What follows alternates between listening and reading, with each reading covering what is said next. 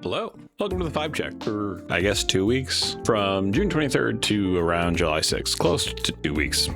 First, apologies, it's been 2 weeks. I record and edit the videos.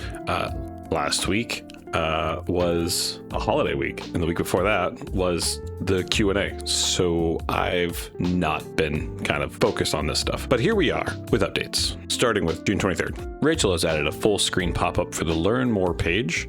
As well, she created a landing page without header or footer navigation to be able to share. Along with that, she made various updates to the actual site itself, starting with changes to the filter function for the category and browse pages. The filters are now dark mode, and they're no longer messed up and gummed up with hundreds of tags. It also now snaps to the hamburger menu as you scroll. Most of the 24th was spent working on Stripe. Due to the issues with Stripe, some of the fee presentation is being adjusted, but nothing's actually changing with the fee structure itself. There was a really weird issue with the wish list that has been corrected. It affected the logout button, password resets, and registration. So those should all work now. In addition, some categories were added. We have candles, soap, and tattoos. There were some mobile adjustments made for the vendor dashboard. We've moved all the problematic pages to a single drop-down for the mobile.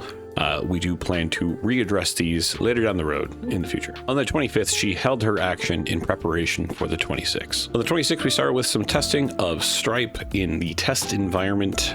It's broken, from my understanding, or was broken. Adjustments were made, still unsure if it's fully broken or not. I don't know, I just work here. There was various style fixes. Again, if you want the full updates, go to the blog. We also have emails now, info@fybe.art, rpowell@fybe.art, and jpowell@fybe.art. I think you can put it together what is what. We've also landed on using Zoho as our internal CRM system, among other things. It sounds like a pretty robust system that we're going to be utilizing for a lot of our internal operation stuff. On June 28th, we had our first meeting within the Discord. The meeting was recorded. However, I don't actually know what's going to happen with that recording. It's just kind of sitting on my computer right now. Moving to July 1st, there are some additional adjustments. Rachel added a username field to the vendor application. Rachel added a Cloudflare turnstile to the vendor app. We've also disabled any options for vendors to be able to have alternative payout methods. Again, additional style fixes. I'm going to read this next one right off the page because I'm not going to remember all this.